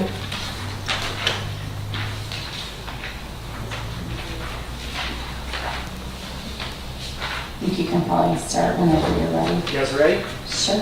Okay. Good. Council members, thank you for your time and consideration this evening. My name is Chuck Kennedy. I'm located at 12375 Shore Acres Drive in Jacksonville, Florida. I am the civil engineer on this project. I reviewed Director Barron's memo, and I'd like to take a few minutes just to address some of his comments that he has there. On 2nd Avenue North, the right-of-way outside the area we are vacating is congested today. On the south side of 2nd Avenue, there's a 12-inch raw water main, 1.5-inch Comcast cable, a bundle of 3.5-inch AT&T fiber optic lines, a 16-inch force main, several communication lines, and a 4-inch gas main. The fiber optic lines and existing telephone lines are in conflict with the 16-inch force main today. In addition, the gas main that's out there doesn't appear to have the required 3 feet of separation between it and the large power pole which supports the electrical transmission main line. This is the current state of the utilities. On the north side of 2nd Avenue, the only utilities present are a 6-inch potable water main and a 24-inch sewage force main, and there's an abandoned 6-inch cast iron water main in there as well. Director Barron expressed concern that adding utilities in this corridor would make the congestion worse. I must say I respectfully disagree. We have met with AT&T and Comcast and discussed relocation of their utilities with them, and that's what those memos are about. AT&T actually would welcome the opportunity to relocate their fiber optic and other communication lines in this right-of-way. They have proposed the construction of a 3-conduit duct bank to be built via directional drill or open cut if that's preferred, between and below the existing 16-inch force main and 12-inch raw water main, taking these utilities out of conflict with the City of Jackson Beach utilities. The Comcast utility does not appear to be creating a problem today, so it's going to stay where it is. First Avenue North is not as congested. Presently on the north side of the right-of-way are 6-inch water mains and communication lines that both Comcast and AT&T are on board with relocating or abandoning if they are no longer needed. According to our utility locate report, the 6-inch water main does not fall within an area to be vacated. However, near the intersection of 11th Street and First Avenue North, the water main will need to be relocated under the pavement to create the required separation between water and sewer mains. Director Barron has stated that this adjustment in water main alignment would necessitate the realignment of the intersection of 11th Street North and First Avenue North. I don't see how the construction of an underground utility would mean that an intersection needs to be realigned, but I welcome the opportunity to work with Director Barron to find a solution that works both for the city and our client should the realignment be required. It should be noted that those adjustments I just talked about would most likely be needed to be done if there were standard townhome development, as the sewer main has got to be constructed either way, and it's be difficult to meet separation requirements if it was a standard townhome development. And working on this project for over a year, it's my opinion that the vacation of the right-of-way to allow electrical services to be on private property will not be detrimental, because we will be decreasing the congestion from the present condition and doing it at the developer, not taxpayers' cost. Relocation of the existing communication utilities at 2nd Avenue North creates room for access and maintenance of the 16-inch force main. For these reasons, I believe it's in the City of Jacksonville Beach's best interest to approve Resolution 2112-202. Thank you, Mr. Kennedy. Mary Phillips.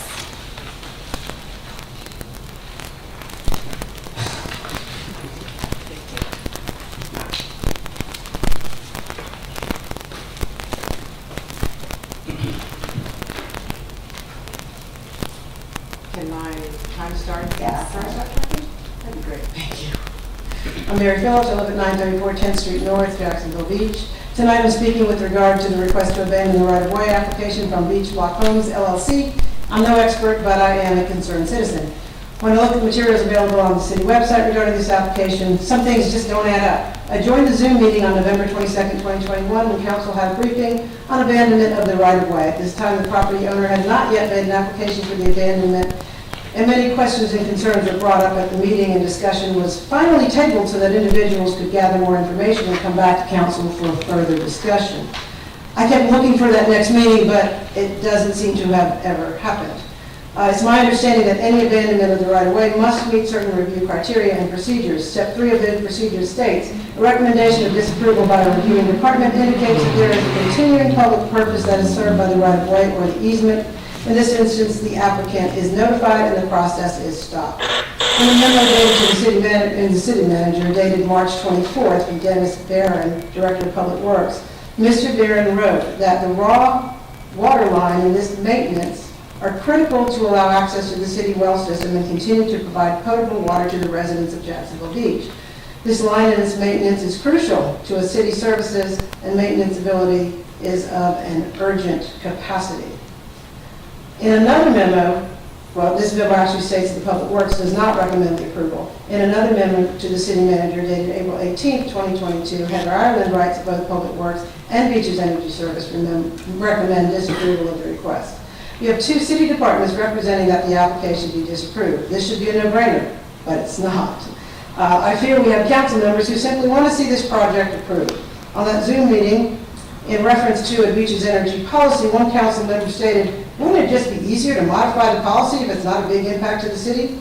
That same council member proposed that the 27 public parking spaces that are included in the proposal could be monitored by the city to ensure that they are available to the public and not used by the residents. I don't think monitoring parking is a viable solution. We don't have the city workforce to monitor 27 or 26 parking spaces by Gonzales Park on an ongoing basis. The very same council member received a $1,000 donation from this developer for his re-election campaign on March 31st, 2022. Several council members have been very vocal regarding the possibility of the applicant building a 50-plus unit apartment complex on this site. 55 apartments, similar to Blue Water, would likely have less square footage than the proposed development. as the Blue Water units range from 620 square feet to 1373 square feet. I think it's worth mentioning that this applicant isn't really seeking to build apartment complex because their business model is, and I quote, "You don't have to live here to enjoy the benefits of high rents, continuous growth, and appreciation. With over 4,300 rental properties currently managed by JWB, you know this is an excellent market for cash flow opportunities." Thank you, Ms. Phillips. Trey Phillips does not wish to address the council, but he is opposed to the agenda item. Roger Whiting, hard to tell what it says there. Come on up, Roger. If you'll give us your name and address, you'll have 3 minutes to address the council.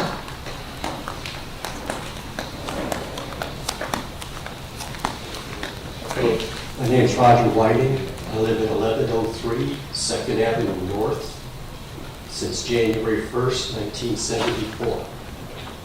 When I moved there, the apartments that are there now were pine trees. And if you look at this drawing, I noticed they show the yellow where they're closing the sidewalk that I've used for 50 years. In front of where they're putting the parking, that sidewalk goes all the way to the beach, also to the churches.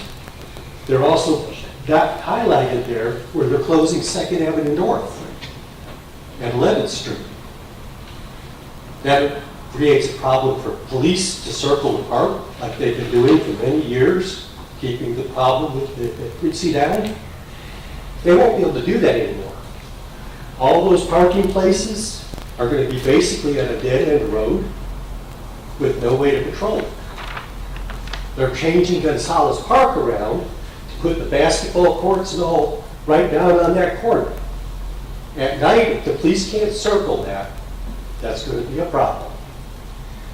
And I've been using 2nd Avenue North for many, many years to get to the beach. I appreciate that they didn't close the road. They need to change the apartments, I understand, but closing that road is dangerous. The fire trucks cannot turn left off 11th Street onto 2nd Avenue North because of the power pole that is less than 2 feet from the corner. There's no way they can make that turn. They come down 10th and then down 2nd to get to the elderly home. I just hope that you don't let them do it. Can we just take a quick moment, Ms. Ireland? I'm sorry, you're fine. Thank you so much. Can you just clarify that we're not closing any roads and maybe give a high-level overview of what closing or getting the right way? Sure. Happy to. sidewalks. Thank you, Mayor. Yes, the request is not to close the entire street. The request is to vacate a portion of the right-of-way on the south side of 2nd Avenue North and the north side of 1st Avenue North. There are some sidewalks in that area. Obviously, those would have to be relocated to a new spot, but the road will remain open as it is today. Thank you. Tony Kamara.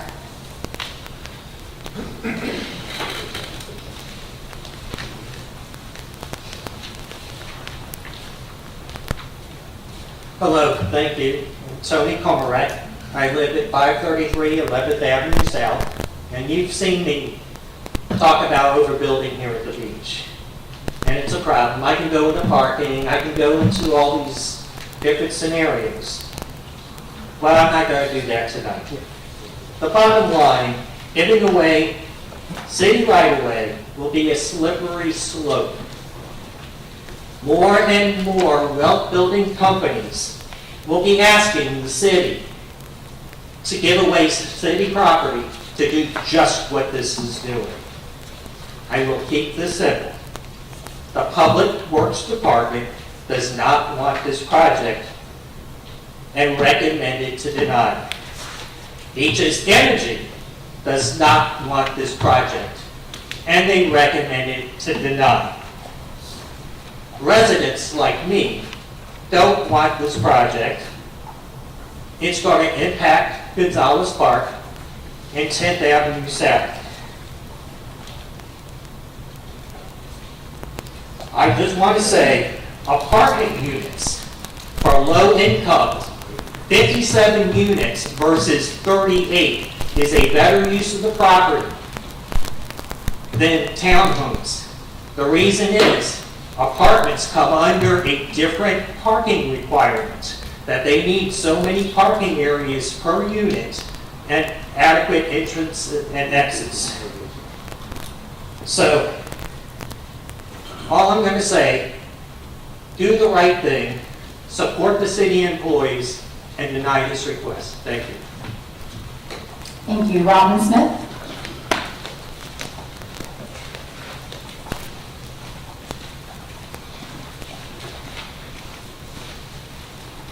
Good evening, folks. My name's Rob Smith. I live 2706 Collins Drive. I can just want to reiterate a little bit what some of the previous speakers said about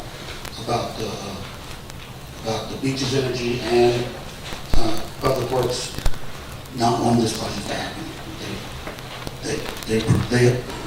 They don't want it approved. And I also think you're getting the cart before the horse a little bit, because the last meeting you had about this was in November. And I looked at that meeting, there was a lot of questions. Everybody at the meeting said, we need more info, we need more info. The only new info you just got tonight, as far as I can see. So why are you putting this up for a vote now, when you haven't heard any new information since November? I think you got the cart before the horse on that particular thing. As far as the 57 unit boogeyman apartment building, I would challenge an architect or developer to actually draw a 57 unit building on this lot and comply with all the development, because I don't think it can be done with the parking and all the other. I could go over all the things, but you know what they are. I don't think it can be built. You may get 40, 45 in there. I know you're going to get 57 with the parking, the setbacks, the drainage, the height requirement, all the other things. I don't think the boogeyman's going to happen. And like the other woman said, that's not what these people want anyway. Another problem I have with it is one of my philosophies would be, if you can build 57 units, as long as you can stay underneath the land development law we have today, and all the zoning codes ask for no exceptions, I say let them build whatever they want. But right here, that's a monstrosity right there, and everyone here knows it. It's a monstrosity. Parking, you know what the problems, okay? Lastly, I'm just going to read a letter that you all have to see. It's from Michael Dunlap. It's probably in some of your paperwork. It's from Michael Dunlap, who's a neighbor, an architect, and a neighbor of the property. I'm going to quote Mr. Dunlap.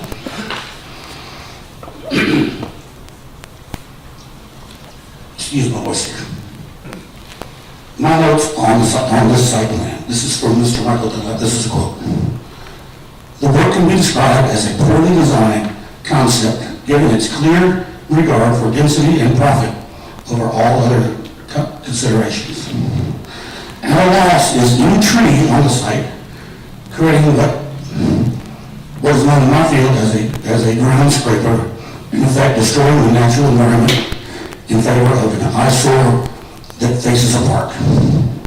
It's stunning to me that the land use code would support such a setback, lot coverage, mystery retention, and lack of context. To abandon any right-of-way in favor of this design is a request that should be summarily dismissed by the planning department, public works, as well as the city council.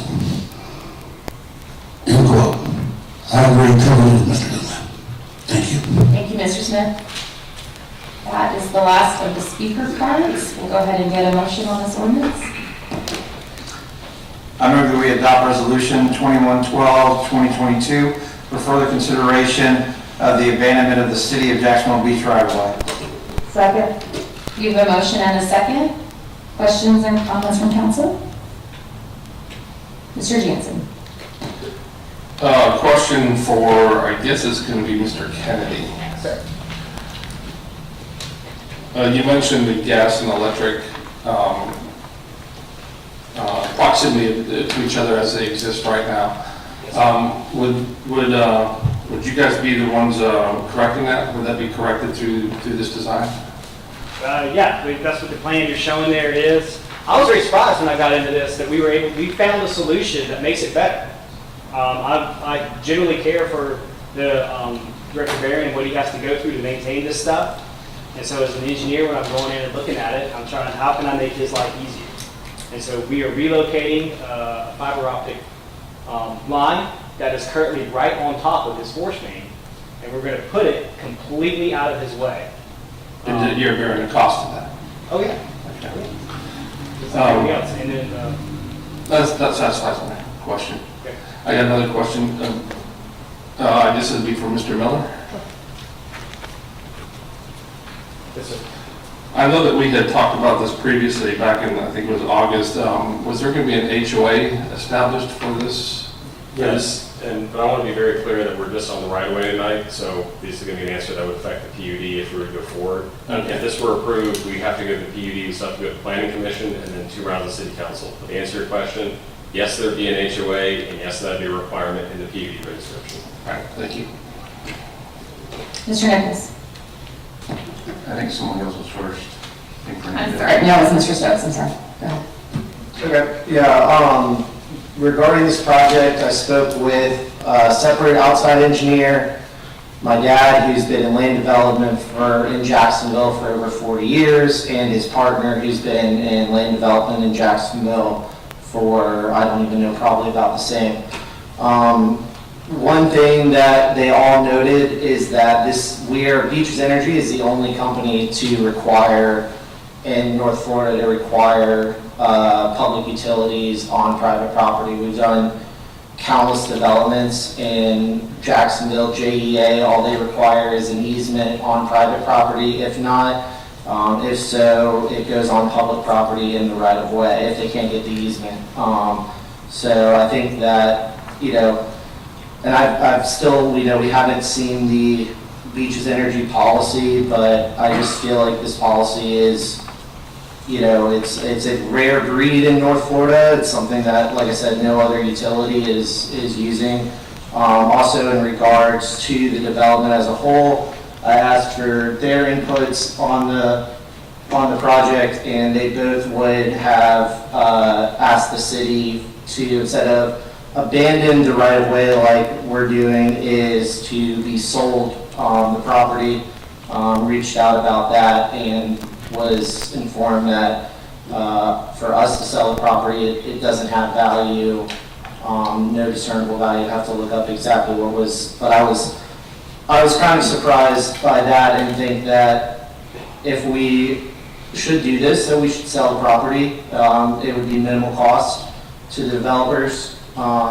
Something that we've done multiple times, and the engineer also, one thing noted is at an 80-foot right-of-way, I think it's Second, I went there today, yeah, on Second is crazy for the size of the road. An 80-foot right-of-way would usually only be if that road was to be expanded beyond its size, and it's not. Another thing to note on townhomes was there today, quarter of the block down the street, there are multiple townhomes, so the density fits within the, southern side of Second Street zoning for multifamily. Just observations that I noticed driving the property today and talking with other developers and engineers. Thank you, Mr. Stokes. Ms. Dumont? Mr. Nichols? Thank you, Mayor. I am in agreement with Mr. Smith on one particular item, is that this has not come back before us. I had multiple questions at the briefing, and I've gotten no answers, and then it comes back up. This is step one of at least a 4-step process that even approving this tonight does not guarantee that this is going to go through. It still has to go through the PUD process, which will go to the Planning Committee and back to the City Council 2 more times to allow the public to comment on this as well. The alternative of potentially 57 at the most, but even if it's 40 or 50 apartment units, I think that would be very detrimental to this area. I think that people that own the own condos tend to maintain them a lot better than relying on an apartment complex to do it. But this step allows us to get into a negotiation situation with the developer. The HOA, I mean, every HOA I know, and I don't know if we're able to do this, but a requirement I would like to see is that no short-term rentals are allowed in that there's some kind of minimum 6-month or 7-month rental for these, if they decide that they are going to use them. If somebody owns it and doesn't want to use it as a rental. The parking, with the improvements that we're going to have at Gonzalez Park, I think that any additional parking in that area will be very, very important and is a benefit to the community. My understanding is the yellow areas on there are where they're requesting abandonment of the right-of-way, but they are going to, in turn, they're going to the city is going to have oh my gosh, word am I for? Easement, there you go, to this, and that sidewalks will be maintained in those areas, and that utilities will just be moved out. I'm a civil engineer. I work with utilities all the time, and congestion of utilities can be a challenge, but it is a challenge throughout Duval County, and there are areas that are substantially worse than this section.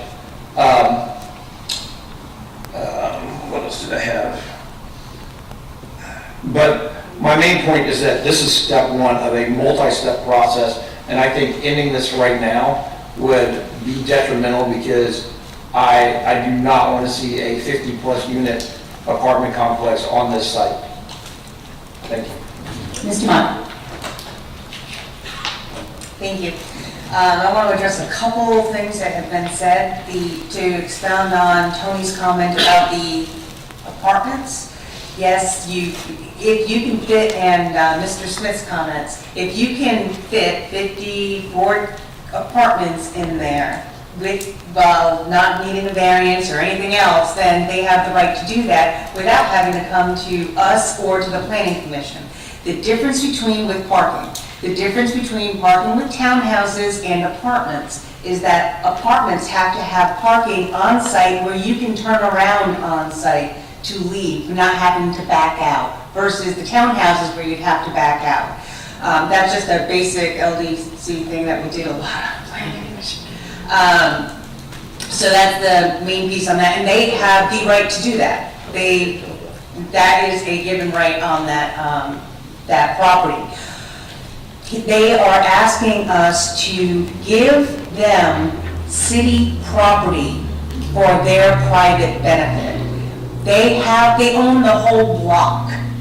They have designed it so they need the extra 20 feet, 10 on each side, from the city, instead of designing something that fits within your area. And that's where I have the biggest concern. It's not like you have a hardship or anything else, and I still do not see the public value. 26 parking spots are not the public value because they can park there now. And one thing we also need to really focus on here is the city is only to give away right-of-ways if it creates a public value. I do not see the public value. I see a private value, and I know that they say, well, the public value is we'll move all of this stuff and make it easier for Public Works. Public Works and Beaches Energy both said that they want to deny this they want us to deny this application. I know that Beaches Energy and Public Works has the city's best interest in mind, not profit, not more development. That is the goal. And so, for me, them saying that they want a denial far outweighs anything else. The only reason why those things would have to be moved is because they want to develop that as they did, even though it is scraping the land and figuring out how they get the most stuff on there, which is fine if you can do it without those 20 feet of the right-of-way. I do not support giving up city land to private development. Mr. Mesa. Question for Mr. Kennedy. If you could elaborate a little bit more on this. I'm trying to read it, I'm not an engineer, so this is trying to understand it better. Sure. So the top one, if I'm correct, is what's laid out right now, right? The top one, existing conditions, yes, sir. Yes, all right. So we're at Second Avenue North, so where FM and the W and AW is that on Gonzalez Park? Yes, side? sir. Yeah, this up here, this is all what we got in Gonzalez Park right now. That FM right there, that's a 24-inch force main. That AW is an abandoned cast iron water main, and then the W is a 6-inch PVC one. Okay, and then the bottom one that helps out the bottom portion, or the north end of Second Avenue North on your property, correct? Sorry, the bottom one is proposed. Okay. And I guess this question goes to either Mr. Barron or Mr. Putman. On the proposed improvements, does that help out at all, or? Okay.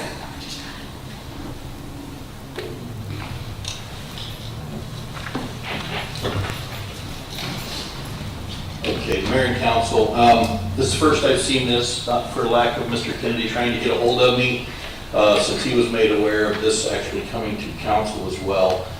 So the only thing I can tell you is if you go back to look at the start of my memo, it puts in the exact wording of what it says for vacation of easements, which talks about the two things I'm allowed to look at, which happens to be conducting a field records check and field survey to ascertain the presence of any existing water, sewer, storm drainage facilities within the area proposed to be closed. And then the second criteria says, evaluate the particular installation to determine if the closure will adversely affect maintenance and repair functions and assess the potential disruption of departmental service delivery activities. So I can't say that I'm against this development. All I can say is the two things I'm allowed to respond on for vacation of right-of-way has to do with existing utilities and existing utility maintenance. So I don't feel comfortable giving you a yes or no based on the drawing that I just got handed 5 minutes ago. At first, I can say yes, I think this might be better. I would have to look at it further to see whether that is. Like I said, this has not got anything to do with the relocation of the existing utilities. That's not the level we were at. We were at the level of vacating the right-of-way only. And then under those, I'm allowed to look at these two criteria.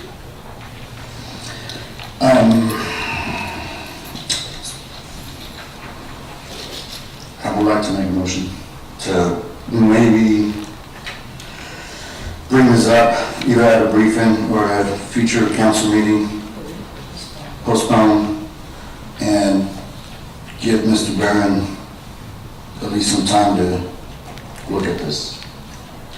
There's a motion to postpone indefinitely. Is there a second? No second, motion fails. Do you have any other comments, Mr. Mizek? No, that's it. Thank you. Mr. Nicholson? Yeah, it's back to the thing I was saying before.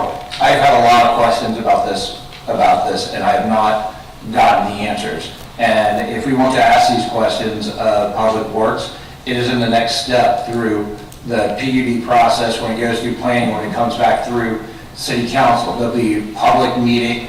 I imagine there'd be a public meeting that would, for this project as well. So, you know, I think we're very short-sighted in stopping this at this time when the city has approved, like one of the builders pointed out, that in the past that there has been a precedent set that the benefit is just being able to develop. And, you know, not that I don't necessarily agree with that, that is a benefit to the public, but we have set that in the past. So I have a lot of other concerns about stopping this at this point, but I think that with the other opportunities to be able to address these questions, we either need to stop the process now and ask the questions, or we need to move forward and ask these questions on the next couple of on the next 3 other steps of this process. Mr. Jansen? Yeah, I just wanted to add that in regards to Councilmember Dumont's comments, if you look at Blue Water right down the street, I think they have 4 parking areas that back into First Avenue North. So their enclosed parking lots have to be wide enough where they can make a circular turn, but they do it. There are apartments that have the parking along the roadway there. Having 19 less units means that there's going to be 38 less cars going from 57 down to 38 townhomes. And I've got a lot of correspondence in reference to density. To me, I think we're shrinking the density by only allowing 38 units versus the potential of 57.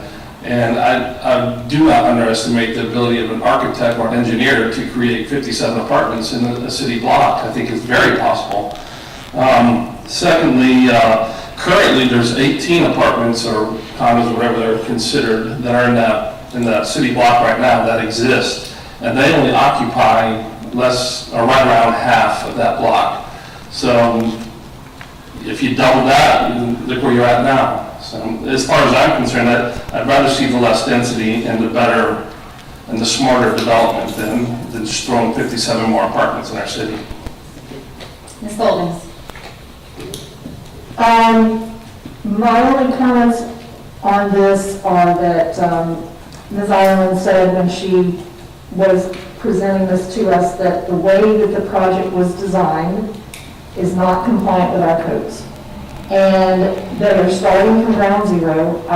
I don't understand why the development cannot be compliant with our code when you're starting at ground zero. The other question is the public purpose, vacating the right-of-way for public purpose, of significant public purpose, whatever the terminology is. And I just don't see that 26 parking spaces meets that criteria. And I currently cannot support the vacating of the right-of-way to a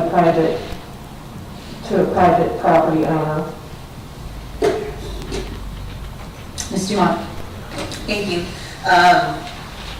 Less density would be great, and if they want to do townhouses and they did it within code, it'd be less than 38 townhouses, which is what they can do right now by code, and there's no need for the extra right-of-way. So if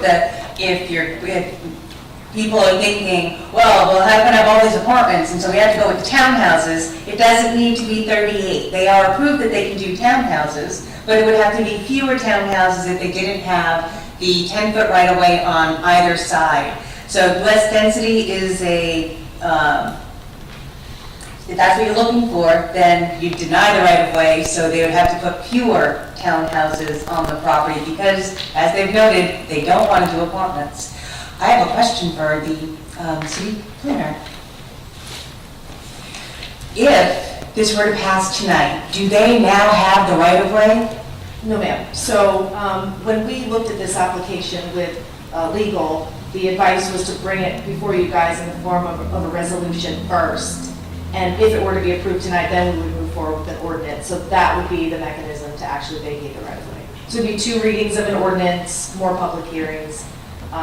This is just kind of that first step. So nothing can still really be done? There would still, yes, it has to be approved via ordinance. Yeah. Okay. I still, if, as everybody up here is saying, oh, the density is the issue, have them build with what they can, with the land that they own. They own the whole block. If you can't tell me that you can't fit townhouses in there, owning the whole block, you could probably fit 38 townhouses if you just made them a little smaller.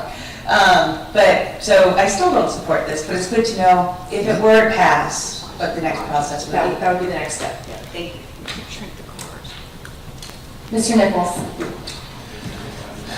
And, like you just stated, this is just step 1 in a process. This does not approve that they are going to get this right-of-way and turn it back into an easement for the city. That still has to go through multiple steps to get to that point. So stopping this now without us being able to ask the questions, that we need is disappointing. The other stuff with the backing out, they've created other driveways through there, so they'll be backing out into alleyway, not onto the city streets, which I think is critical, because if you look around the city right now, what we're looking at, we would look at, maybe 8 on each side that are going to all face the city street, like we've had around the whole area, and all of those people will be backing out onto the streets. So, I mean, I think from a safety issue, that is also another very positive benefit for the city. Mr. Stokes? I just want to say, I think that we should go to, we should move this forward and prepare a briefing after this vote, because like Director Ireland said, we only get past, not even, maybe like the first baby step of all things, for staff to even consider it before ordinance even gets drafted. We should have a briefing so that we can all discuss it. Director Putnam's not here. Director Barron just got the proposed improvements. I think that, we should move forward and allow staff to review all the documents, be nice to ask Director Putnam questions, be nice to ask Director Barron questions, Director Ireland questions, be nice to ask the developers questions, and be able to do so in a briefing setting and musical chairs of the microphone. Ms. Dumont? Thank you.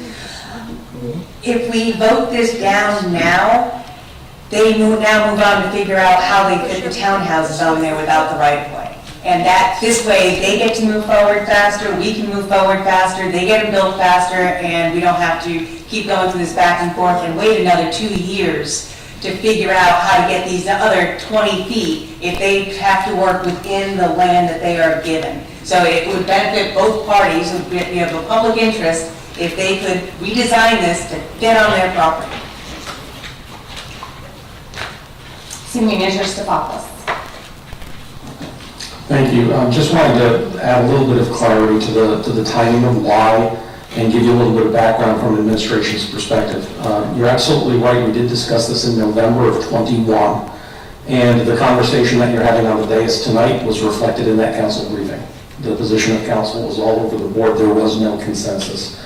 There were a lot of questions that were raised by council, a lot of which didn't have to do with whether or not the vacation of right-of-way serves a public purpose. It started talking about, I believe Mr. Miller referenced it, started to talk about the PUD and some of the details that would be associated with that project that aren't necessarily tied into making a decision on vacation of right-of-way.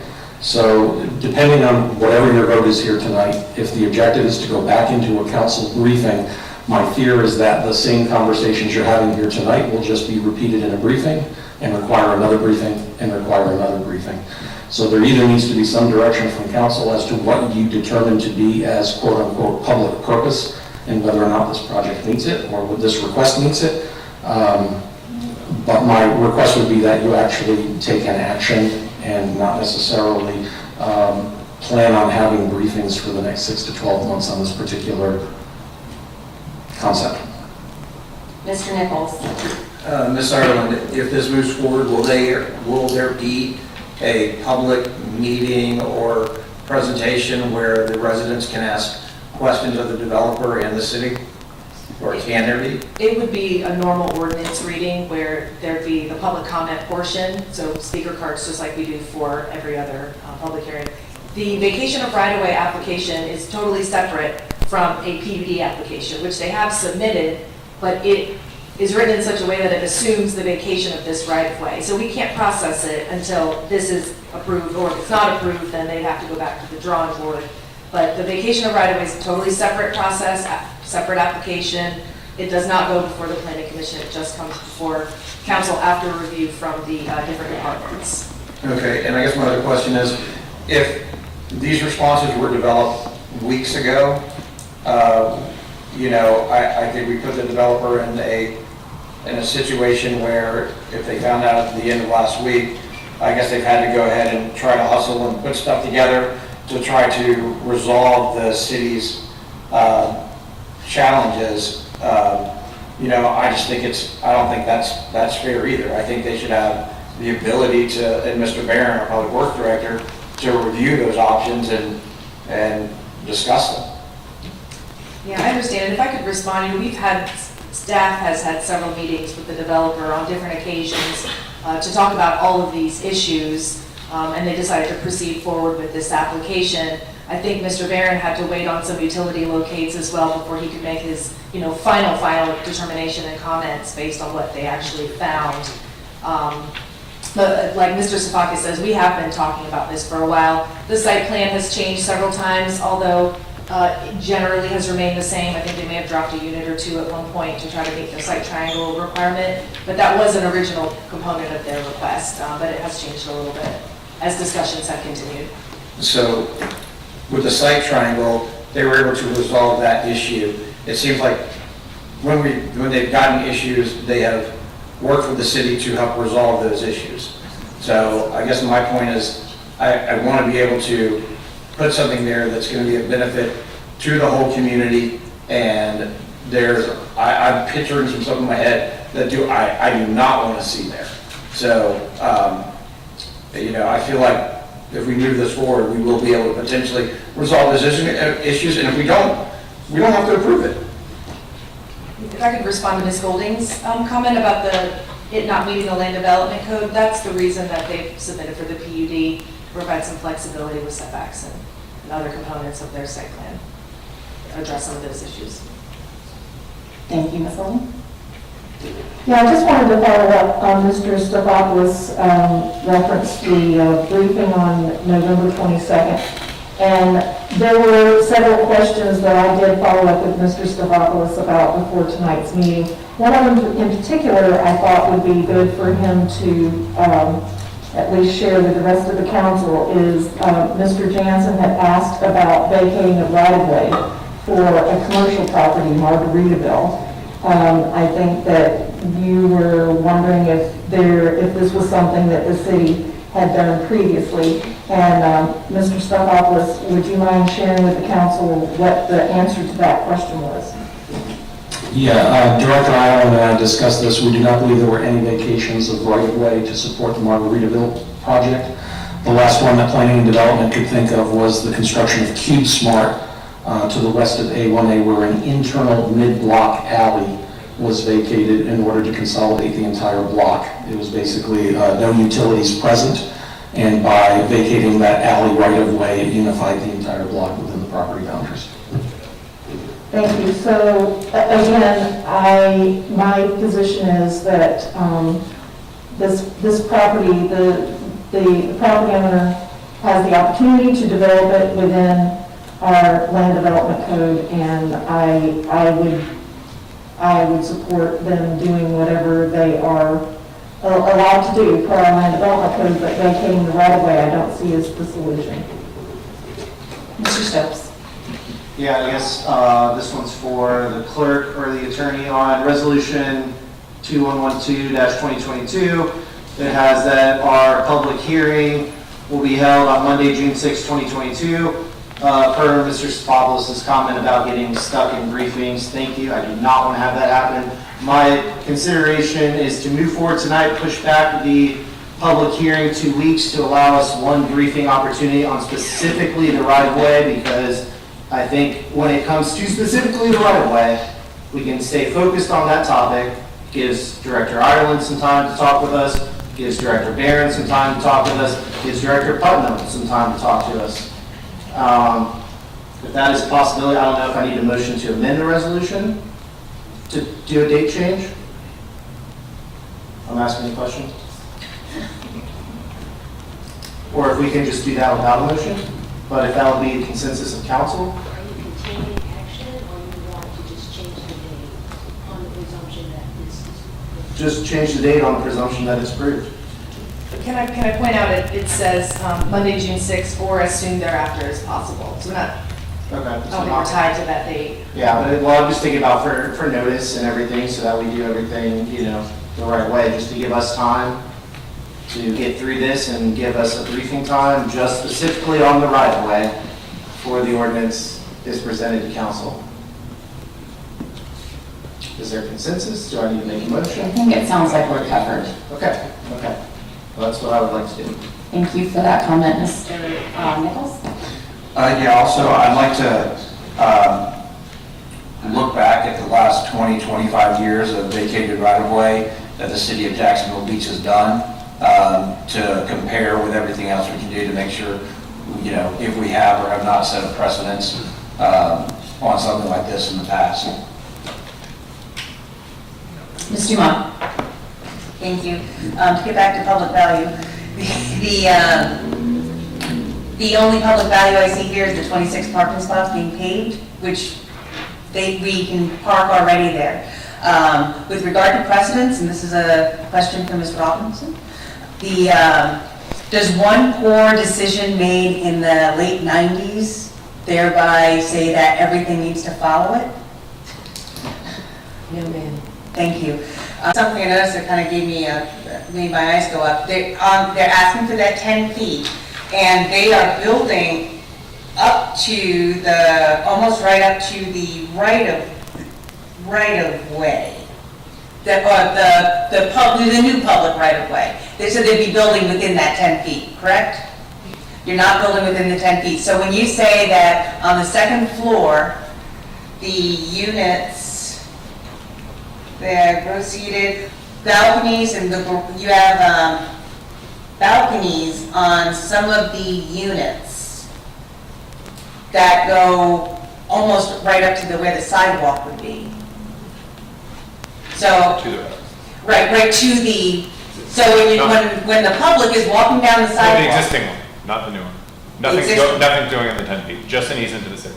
Okay. So I was like, I'm going to be walking in there, that would be bad, very, very bad. So the only public value would be that those 26 spots, and I still feel that the developer has much opportunity without our 20 feet.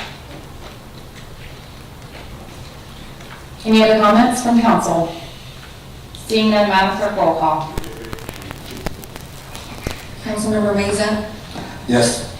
Councilmember Nichols, Yes. Councilmember Stokes, Yes. Councilmember Dumont, No. Councilmember Golden, No. Councilmember Jansen, Yes. Mayor Hoffman. No, motion passes. That is the last item of business. This meeting is adjourned.